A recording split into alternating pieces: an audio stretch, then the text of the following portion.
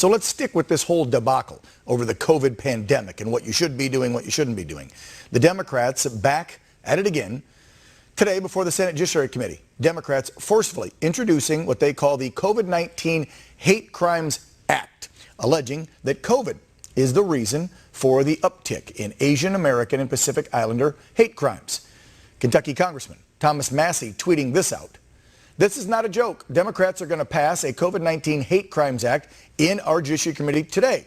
There's a lot of unnecessary hate towards those who don't wear masks, right? But that's not the bill. That's not what it's about. This bill is insanity. Well, a lot of things the Dems do these days seems like insanity, to me anyway, folks. Now, in addition to that tweet concerning COVID, the Kentucky congressman also just wrote an op-ed on the subject of gun control.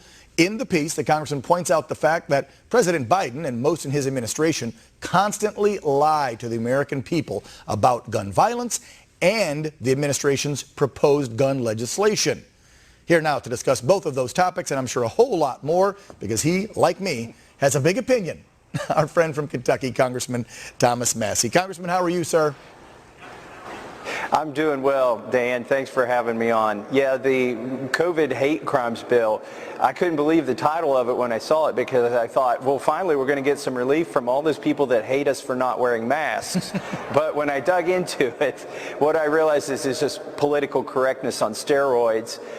They're going to try and, create federal hate crimes for people who supposedly commit a crime because they thought a certain ethnicity or race was more associated with the virus than another. And then at the end of the bill, they're going to form a committee to come up with the right language to allow us to discuss this virus. Why is it that you can call it the South African strain or the UK variant, Brazilian but you strain? Can't call it the Wuhan? Yeah, the Brazilian strain even, but you can't call it the Wuhan Flu or the China virus, where we all know that it originated. So Thankfully, Chairman Nadler had the good sense at the very last minute to pull that bill from consideration in our committee. Now, that doesn't mean that it's going to be dead. It just means that they may pass it in the Senate first, because I believe Chuck Schumer has the same version of the bill over there. Yeah, but they did pull it from committee, so it didn't pass today.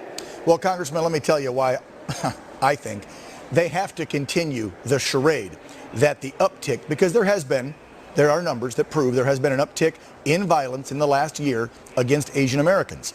The problem is the narrative that the left wants to spew in the mainstream media is that it's MAGA Trump supporting white KKK Nazis, right? That's what they like to label. The problem is if you go look at the actual FBI stats, a lot of the crimes being committed against the Asian Americans are, sorry, I like facts, coming from the black community. That doesn't fit the narrative.